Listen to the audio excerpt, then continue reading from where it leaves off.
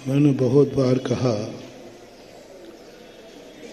जो चीज जितनी पवित्र होती है उसको उतने ही पवित्र स्थान पर करना चाहिए। घर गृहस्थी है, वहां इतनी अपवित्र वस्तु मत ले जाओ कि वो अपवित्र स्थान पर बैठने लायक ही न रहे। इसलिए भक्तांबर पाठ तुम कभी भी कहीं भी किसी रूप में करो, लेकिन रिद्धि सिद्धियों के साथ अनुष्ठान करना है तो अनुष्ठान के लिए पवित्र स्थान ही शोभा देता है। घर, बाजार, दुकान, इन पर दीप प्रज्वलन करके रिद्धियों के साथ में कार्यक्रम नहीं करना चाहिए।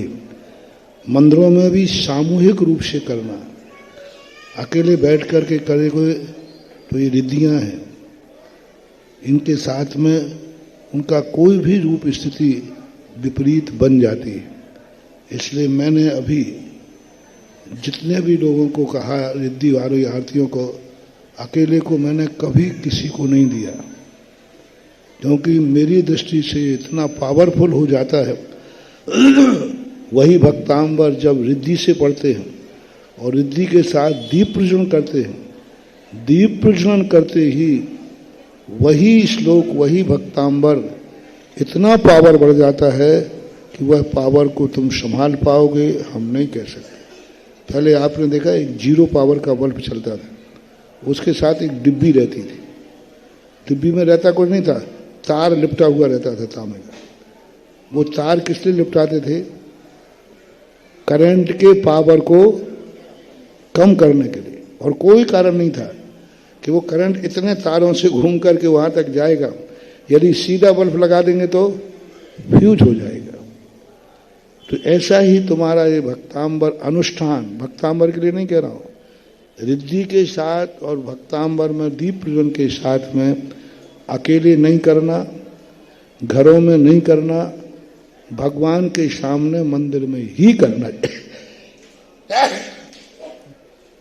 और सामूहिक रूप से ही करना चाहिए।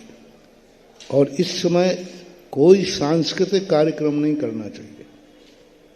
बीच में क्या है, एक दीप प्रज्वलन कर दिया, बीच में भजन चल रहे हैं, संगीत चल रहा है, नाच गान चल रहा है, तो भक्तांबर को करो ना पाठ। भक्तांबर को सांस्कृतिक कार्यक्रम के रूप में करो। भक्तांबर तो एक श्लोक पढ़ते हैं और उसके बीच में भजन पढ़ेंगे, हिंदी का पढ़ेंगे, दुनिया की बातें पढ़ेंगे, और एक नाटकीय रूप दे दिया जाता है। अनुष्ठान को एक नाटकीय रूप मत दो, सांस्कृतिक। बहुत सारे लोगों ने इस भक्तांबर को, जब से मैंने कहा तो लोगों ने इसको दुरुपयोग बना लिया। संगीत में सांस्कृतिक कार्यक्रम लगे, बीच में भजन करने लगे, फिर भक्तांबर का हिंदी भक्तांबर पढ़ने लगे बीच में। यदि आपको रिद्धि युक्त दीप प्रज्वलन से भक्तांबर करना है तो महानुभाव कुछ नहीं पढ़ना, सीधा भक्तांबर पढ़ो, सीधा रिद्धि मंत्र पढ़ो, दीप प्रज्वलन करो। बाद में तुम्हें जो करना है सो उस समय मत करो। सांस्कृतिक कार्यक्रम मत बनाओ इसको। और पढ़ना है, सांस्कृतिक कार्यक्रम करना है तो दीप हटा दो, रिद्धि हटा दो, भक्तांबर को पढ़ो आप सांस्कृतिक से। जहाँ चाहे पढ़ो, घर में पढ़ो, उठते पढ़ो, सोते पढ़ो, बैठते पढ़ो, चलते पढ़ो, जैसा ही पढ़ना है भक्तांबर सामान पढ़ो, लेकिन उसको अनुष्ठान बनाओ नहीं। लोग अनुष्ठान बना देते हैं, फिर उनको गड़बड़ हो जाता है तो कहते महाराज जी हमें ऐसा हो गया, ऐसा।